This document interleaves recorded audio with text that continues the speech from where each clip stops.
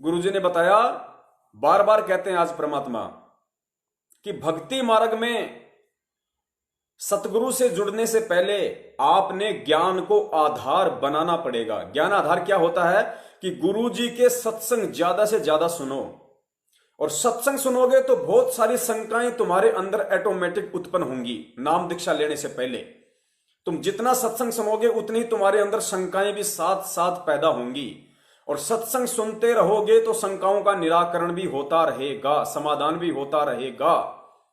तो जब तक तुम्हारे अंदर सत्संग सुन सुन के, क्योंकि ये ज्ञान दुनिया से विपरीत है, दुनिया की साधनाओं से सत्संगों से विपरीत है, दुनिया की परंपरागत जो है रीति रिवाज और कुरीतियों से भिन्न है, तो जगह जगह पे शंकाएं उत्पन्न होना जाहिर सी बात है।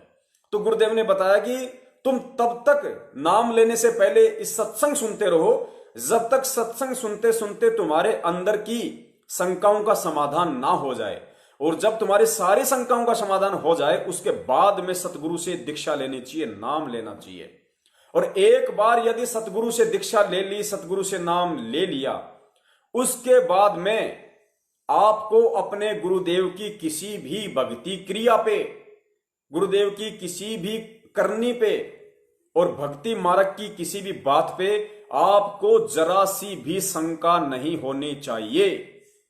अगर नाम दीक्षा लेने के बाद आपको अपने गुरु पर, भक्ति पर यदि जरा सी भी शंका हो गई, जिस प्रकार आज सन 2014 के बाद लाखों की संख्या में लोगों ने नाम दीक्षा ली है, सतलोक आश्रम मैनेजमेंट हरियाणा की फर्जी डीवीडी वाली इस प्रोसीजर से नाम उन्होंने जल्दबाजी में ले लिया, गुरुजी के सत्संग इतने सुने नहीं, ज्ञान को आधार बनाया नहीं, नाम ले लिया, भक्ति में लग गए, निसंशय कोई दिक्कत नहीं। गुरुजी के यूट्यूब पे सत्संग सुनते थे, सत्संग सुनते सुनते बहुत सारे ऐसे वीडियो आए जो आर्य समाजी लोगों ने डाल रखे हैं, बहुत सारे ऐसे वीडियो सामने आए जो बरवाला कांड के बाद मीडिया वालों ने यूट्यूब पे डाल रखे, फेसबुक पे डाल रखे हैं, या अन्य संत व पंथों वालों ने गुरुजी के ज्ञान को कमजोर साबित करने के मकसद से, गुरुजी को समाज में निंदा और घृणा की दृष्टि से, बेइज्जत करने की दृष्टि से उन लोगों ने जो वीडियो डाल रखे हैं, वो वीडियो जैसे ही उन लोगों के सामने आए और उन्होंने देखा कि मीडिया ने दिखाया कि सतलोक आश्रम बरवाला में, बरवाला कांड के बाद जब पुलिस अंदर एंटर हुई तो वहां पे कंडोम मिले, कंडोम के पैकेट मिले। बरवाला में जैसे ही पुलिस एंटर हुई तो वहां पे पुलिस को जो छोटा सा एक हॉस्पिटल, एक छोटा सा एक क्लिनिक जो बरवाला आश्रम में बना हुआ था, पुलिस को वहां पे प्रेगनेंसी किट का एक डब्बा मिला। पुलिस जैसे अंदर एंटर हुई, छानबीन में लगी, तो पुलिस ने देखा कि सतलोक आश्रम बरवाला में आलीशान स्विमिंग पूल था। पुलिस जैसे ही एंटर हुई, पुलिस ने देखा कि आश्रम के बैक साइड में 5 मंजिला आलीशान चिप्स मार्बल संगमरमर लगा हुआ शानदार 5 स्टार रूपी एक बिल्डिंग मिली।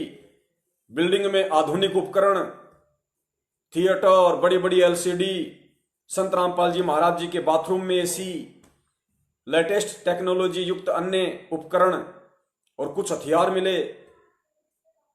तो इन सब बातों से वो भगत तुरंत शंकाओं में आ जाएगा, तुरंत। क्यों? क्योंकि वो भगत नाम दीक्षा से पहले गुरुजी के सत्संग ना सुन पाने की वजह से वो अपनी शंकाओं का समाधान नहीं कर पाया था। और नाम दीक्षा के बाद में ये दास गारंटी के साथ बोल सकता है कि सतलोक आश्रम मैनेजमेंट हरियाणा कहता है कि हमने 6 लाख लोगों को नाम दीक्षा दिलवा दी। मैं गारंटी के साथ कह सकता हूं कि 6 के 6 लाख लोगों के दिलो दिमाग में ये शंका उत्पन्न हुई है। और परमेश्वर का भक्ति विधान क्या कहता है, भक्ति मार्ग क्या कहता है कि नाम दीक्षा के बाद यदि अपने सतगुरु की किसी भी क्रिया पे, भक्ति मार्ग पे यदि आपको जरा सा भी शंका हुई, उसी दिन से आप भक्ति मार्ग से अलग हो जाओगे। आप सतगुरु की शरण से, ऑटोमेटिक ये सिस्टम है, इसमें किसी को बताना नहीं पड़ता कि मैंने शंका कर ली, और सामने से आपको कोई बताएगा नहीं कि आप गुरु से दूर हो चुके हो। ये ऑटोमेटिक कनेक्शन है, ऑटोमेटिक। जैसे मोबाइल का इंटरनेट बीच बीच में डाउन हो जाता है, कभी तेज हो जाता है, कभी डिस्कनेक्ट हो जाता है, फिर कनेक्ट हो जाता है। ये ऐसी प्रोसीजर है, ये ऑटोमेटिक सिस्टम है।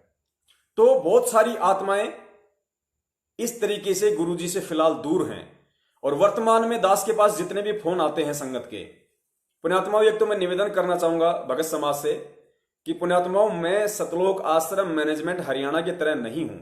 मैं एक आम भगत हूं। मैं अपनी नेक कमाई से अपना घर चलाता हूं सतगुरु के आशीर्वाद से। इसलिए मुझे 8 से 10 घंटे मार्केट में रोजी रोटी के लिए काम भी करना पड़ता है। और जिस वक्त मैं रोजी रोटी पे होता हूं, मैं आपका फोन जानबूझ के नहीं उठाता। उसके बाद मुझे 2 से 3 घंटे का टाइम मिलता है 5 दिन, सोमवार से शुक्रवार का। तो उस 2 से 3 घंटे में मैं सिर्फ 5 से 7 भक्तों का ही फोन अटेंड कर पाता हूं। यदि किसी भगत का फोन आया, आप जी देखते हैं वीडियो कितने लंबे लंबे बन जाते हैं बातचीत के, 1-1 घंटे बातचीत होती है, आधा-आधा घंटे बातचीत होती है। पुण्यात्माओं, यदि उन आत्माओं का सही से शंका निवारण नहीं किया जाएगा तो क्या फायदा फिर हमारे शंका समाधान एपिसोड चलाने का। फिर तो सतलोक आश्रम मैनेजमेंट हरियाणा ही ठीक है, जो 1 से 1.5 मिनट में जो बोलना होता है बोल देता, काट के फोन साइड में हो जाता है। नहीं, यदि किसी ने शंका के लिए फोन किया है तो हमारा यह अधिकार है, हमारा यह कर्तव्य है, यह हमारा फर्ज है कि हम सतगुरु देव जी के द्वारा दिए गए ज्ञान आधार से उस भगत भाई बहन की हर संभव ज्ञान आधारित शंका का समाधान करें।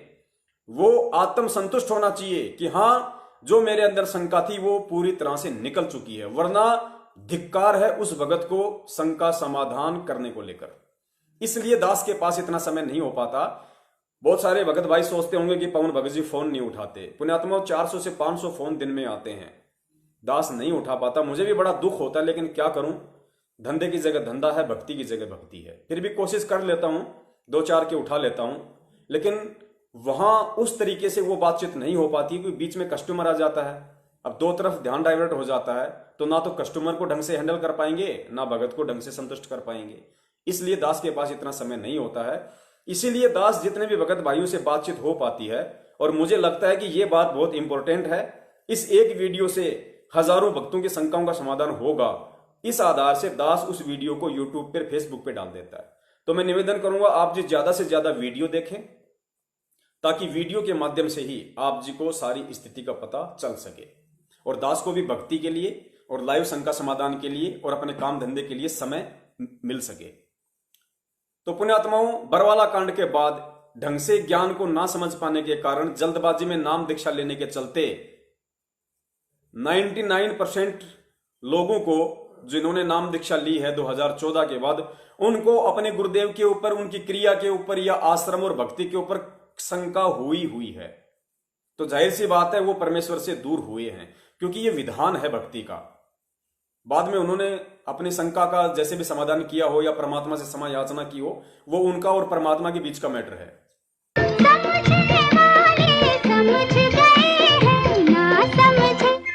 ना समझे वो अनाड़ी है।